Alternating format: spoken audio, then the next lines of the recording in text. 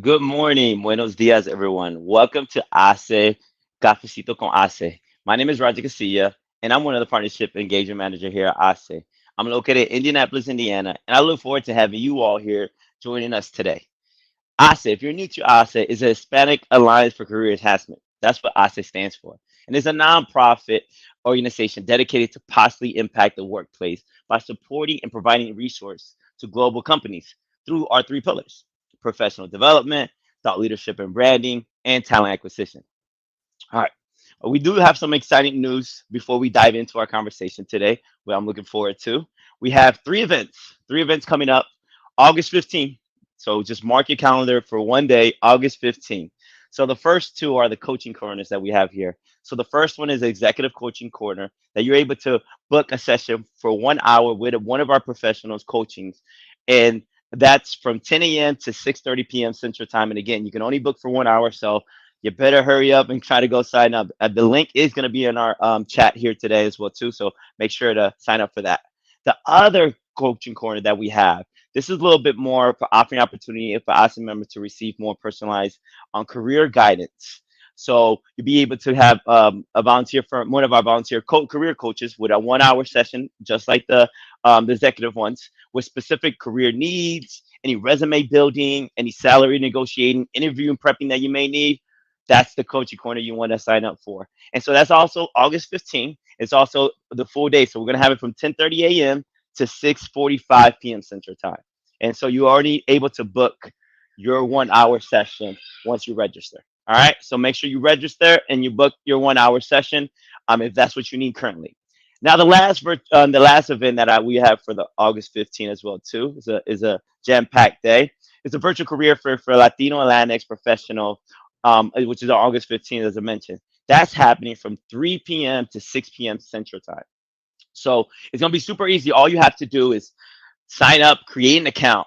Be sure to upload your resume. I'm going to say that again. Be sure to upload your resume because there's going to be many recruiters and representatives from various organizations being able to review your resumes and possibly and engage, but also reach out to you beforehand. So make sure you create an account, upload your resume, explore the opportunities that are already currently there on our platform, so you can get it best prepared as well too for August 15th. All right, now let's move on to today's topic. We're honored to have a special guest with us today to share insight her professional journey and a culture background as well too. Please join me in welcoming Esme de la Torre. I'm gonna give a quick background on her, but I did not want to allow her to give us a little bit who she really is from her perspective, because I think it's always beautiful to be able to hear from someone themselves, how they see themselves and why they wake up every morning to do what they do. So Esme de la Torre is Assistant Human Resource Director at Park Hyatt, Chicago. She leveraged over 25 years of HR expertise to lead with empathy, fostering a culture of trust and engagement. Despite her recent entry into hospitality, she has found her true calling deeply connected to Hyatt's values and is dedicated to creating a positive and supportive workplace. Thank you so much, Esme, to be here with us today. Well, but we first got to start before we dive into the questions. How do you like your cafecito, or how do you prepare your coffee? Well, good morning, Roger. Thank you so much for having me on Cafecito con Ace. So, I do drink something a little bit obnoxious. So, my drink of choice is an ice shaken espresso with an extra shot and non dairy vanilla creamer. And I must have a straw. I know it's not good for the environment, but it doesn't taste the same. I must have a straw. I can appreciate that. Everyone likes their own thing, and I appreciate that. You know exactly what you want, and sometimes that's what we need here in life too. So I appreciate for sharing that. I got my water today, so I'll be drinking water. I usually drink tea, but right now I got my water. So thank you for sharing. So we'll dive right in, Esme. So can you tell us a little bit about your culture and professional background? I know I mentioned a little bit about it, but how's it been in your career? How's have you gotten to where you at in your career? Yeah, so I'm born in the US with Mexican and Puerto Rican roots. So it's always funny because physically I look Puerto Rican, but I did grow up embracing my mom's Mexican heritage. My father wasn't really ever exposed to his own Puerto Rican culture. So between the way I talk Spanish, the foods I love, I don't want my fellow Ricans to get upset about this, but I'm really not into Puerto Rican food, but never been my favorite thing to eat. But I will eat some lechon, but I'll make some tacos out of it. I'll tell you that much. I would say I didn't exactly plan on going into a career in human resources. About 26 years ago, I went in for a job at a company as an assistant manager. And while I was interviewing, the recruiter eventually was like, I don't think you're a right fit for this role. However, I have a position in our HR department as a coordinator. Would you be interested? She's like, I like your personality. We can benefit from someone who's bilingual. And I think it was the best decision that I've ever made. I truly think that human resources was my calling, and I love it. No, that's great. Thank you. And also from the fusion that you're just putting on today, like that's I love that. That's what culture is supposed to do is, it's fused, but also the food, the words, and how we Yeah. speak. That's what makes us unique. So I appreciate that for you showing up as yourself and showing exactly what you like, because that's what is it about. So thank you so much. So the second part here, also, I want to make sure that we're engaging the audience as well too. So as we are having this conversation, we want you to participate as well too. So feel free to add any questions you may have on the chat. So after we finish here with this question, we can get to it. So feel free to add that on the chat so we can, or any conversation that unfolds as we're speaking as well too. Feel free to add those comments over there. So next question, Esme, what is it about your role at Park Hyatt Chicago that energizes you, that wakes you up in the morning to go into work? Oof. Well, there's a lot of things, but I can say that helping fellow leaders understand on how to create a culture of care around empathy and leading with inclusion, it's been something that has been, oops, has been close to what I've been passionate about. Empathy has always been easy for me. I am fortunate that I work for an organization that includes empathy as part of their values. I mean, Hyatt's purpose is we care for people so they could be their best. The foundation's already there, so it makes it really easy for me to be a resource for others. When I interact with colleagues, my goal is to do everything I can to identify with them and understand their situation and what they're feeling. So, aside from empathy, the other part that I am passionate about is leading with inclusion. Now, my journey with this started with a little bit of a muddled understanding of what that meant. And it wasn't so much because I didn't believe in it, it was more, did I truly understand what leading with inclusion is? So when I start my role at Hyatt, which is about two and I don't know, some months ago, I was given the opportunity to participate in a workshop to be able to facilitate a training on leading inclusively. So I was given a intercultural development inventory assessment. And pretty much it was a tool to give me a snapshot on how I embrace other cultures. Um, the main thing that stood out to me when I read my results was that I tended to assume that other cultures were basically like me. And honestly, that was eye opening to me. I mean, if I couldn't see the different layers of culture and diversity, then I wasn't able to see all of who a person is. I mean, that meant that I, a Latina, wasn't able to acknowledge or understand all the ways society may treat someone different because of the color of their skin, religion, culture, sexual orientation. And I share this point because at times leaders don't always fully understand how complex the dimensions of diversity and inclusion can be. And just as I share my experiences with Cafecito with Ace, I do it with fellow leaders so that they can show up for their teams by creating a culture where every single colleague feels welcomed, cared for, and that they belong. Um, and now on a bigger scope, Hyatt is big on diversity and inclusion. We have, for example, 9 business resource diversity groups. And what these groups do is they lay a foundation to educate and foster inclusive environments. I don't know, we have Hyatt Black, we have women at Hyatt, High Pride, Hyatt Latinos, just to name a few. Here at Park Hyatt, we do all that we can to promote these groups. I'll give you an example. So Last April, we promoted Hyatt MENA, which is our Middle Eastern and North African diversity group. And we celebrated Arab American Heritage Month. We have several of our colleagues that were fasting during Ramadan. And on the last day of the celebration, when the fasting ended, we passed out these treat bags to everybody. And the treat bags had these little date cookies and a small insert that explained what exactly we were celebrating. Let me tell you, such a simple act, but we had a few of our Muslim colleagues come up and express their gratitude.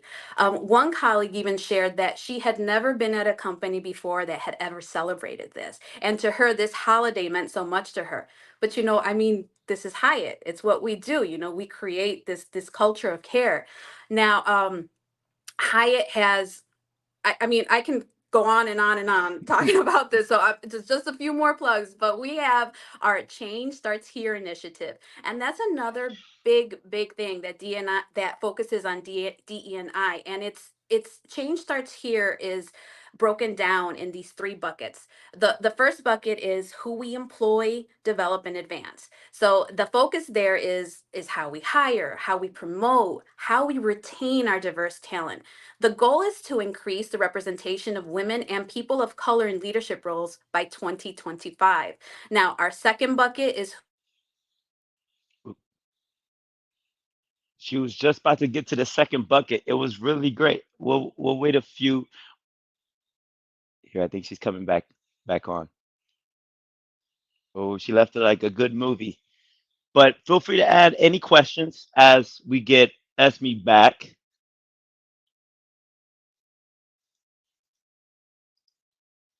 think she's coming back here. Technology, gotta love it.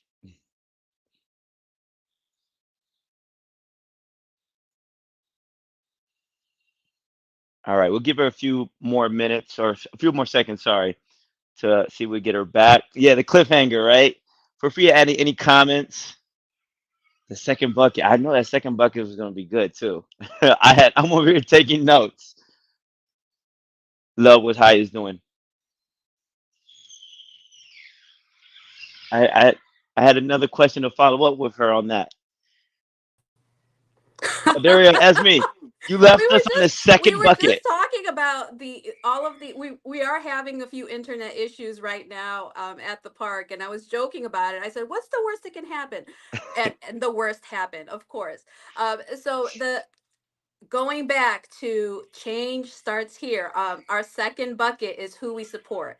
The Hyatt Hotel Foundation, we're committed to making financial contributions of $1 million through the Change Starts Here grant program also by 2025. Now, this grant program, it aims to support nonprofit organizations that focuses on helping opportunity youth through Rise High, strengthening our Chicago communities, supporting small and diverse owned businesses. And then the final bucket, who we buy from and who we work with. So we do have a robust supplier diversity program, and it's intended to drive social change and racial equity by expanding opportunities for diverse and women owned businesses, as well as expanding our purchasing, especially with Black owned businesses.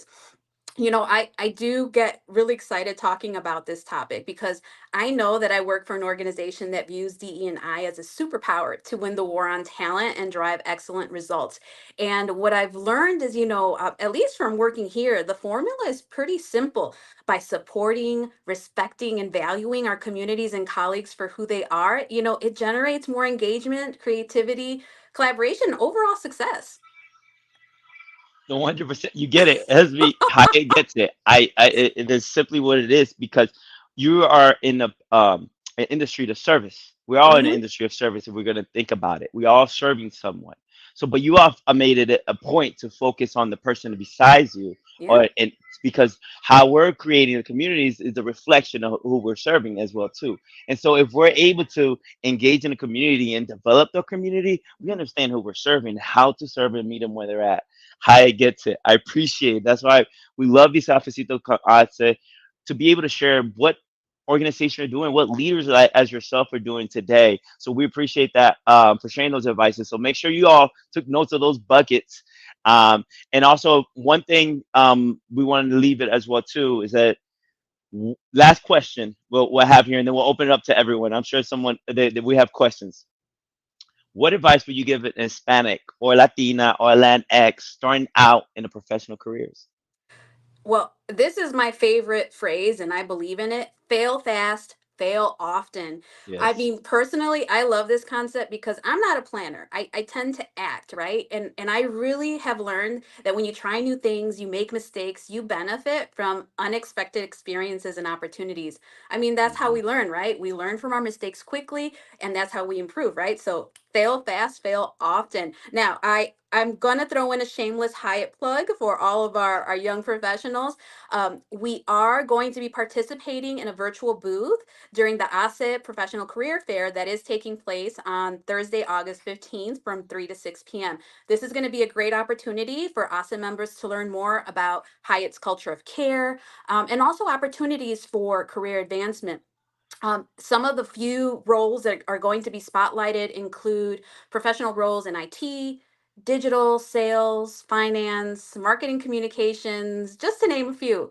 So, log on, mi gente, and please visit our Hyatt booth. You heard what High is doing. You want to be a part of that. Why not help your community in various ways, but also help yourself in the community in which you serve? Because how you serve is usually is a reflection of how you serve yourself as well too. Yep. So let's open it up to audience. Thank you so much, Esme, for sharing those your answers to those questions. So any audience questions? Let's see, and it should be coming up on our screen here. If we have any questions, don't be shy. They probably didn't have their cafecito yet. That's probably what it is. Yeah. Okay, here we go. Here we go. Hold on, let me try to read that. Okay, has Esme ever battled Oof. with imposter syndrome? And if Oof. yes, how did she navigate through around it? Yes, absolutely. You know that it's so common with Latinas. Like, I tell you that I a lot of it has to do with how you're raised, right? And I won't go into details because we all have our own stories, but a lot of how I was raised was like, keep your head down, work hard, that's how you get ahead.